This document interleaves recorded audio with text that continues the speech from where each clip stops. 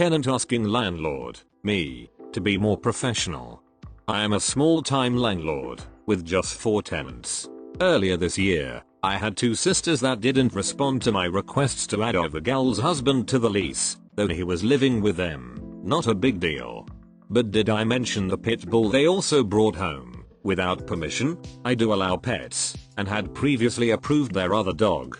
I asked nicely in person and by email in the months leading up to the malicious compliance. They also did not respond when I asked if they were happy there, and wanted to renew their lease for the following year. I asked again. Then I emailed them notice that I would start showing the unit 2 days later. I try to be a nice landlord, I do. They had a newborn, as well, so I scheduled all of the showings within a 2-hour window on the same night so I could be in their space as little as possible. Also, because they had not responded, and it was now serious crunch time for getting another tenant and my spouse worked all the following 2 weeks during evening showing hours, I had the delightful inconvenience of bringing my 2 and 6-year-old children with me to the showings. Because I'm not a corporation, I'm a small-time family landlord with kids. Try to imagine how difficult it is to conduct business meetings with 2 kids, right?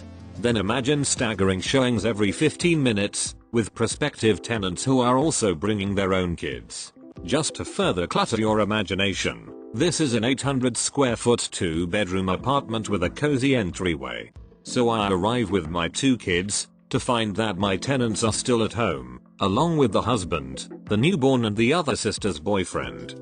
So that's 7 people in a small kitchen already. Then the first prospective tenants start arriving. Husbands, wives, with kids, and some showing up early, so there's 2 sets of them. That's 14 people in a small kitchen. And I'm a mom, I have magical powers.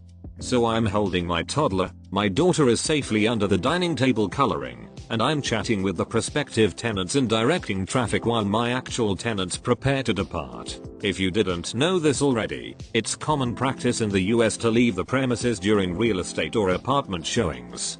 This was their first apartment, so I actually emailed them ahead of time to let them know what is generally expected at showings. For example, a relatively tidy apartment, and that they can leave, for their own convenience. They do eventually leave, after the boyfriend tells a prospective tenant that he, in fact, also lives there. And I carry on with an exhausting scheduling of showings, and have my new tenants all picked out and lease signed by the next day. Awesome, right? The next night, I get a voicemail from the husband, who is not my tenant. I saved it, and just listened to it again, because it still gives me that same delightful shiver of malicious compliance. In his voicemail, he told me how awful it was that my children touched his infant's things. They didn't, because I keep my kids entertained with magical mommy toys, but prospective tenants also brought children, and how they had to sterilize everything to keep their infant from being sick, and how inconvenient it was to have showings with only 2 days notice, and how very unprofessional I was to bring my children, and asked if I could just be more professional in the future. You can hear it, can't you? The deep shiver of malicious compliance vibrating through my offended being. The next morning, I started issuing professional lease violation notices. One for the extra residents of the unit, hubby and boyfriend. One for the extra dog, and a few additional ones for building concerns I noted during the showings.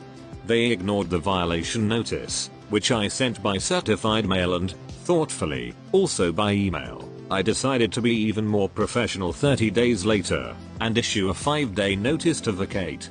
And I called their mom, who is their emergency contact, as an eviction notice is an emergency. Did I mention that their lease was due to end just a few weeks later? But it would be unprofessional of me to let these violations slide until then.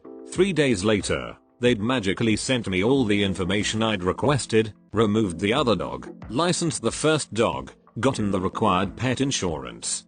They moved out on their lease termination date, and skipped out on their last electric bill, and left the unit in damaged condition.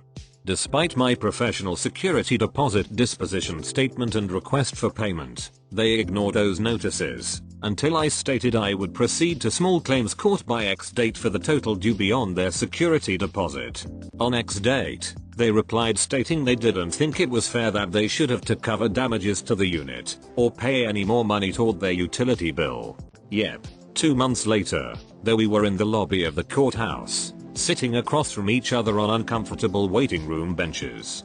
They're laughing among themselves about how they're going to get their full security deposit back, and I'm quietly reviewing my presentation notes to the judge and my sizable stack of evidence, photographs, videos.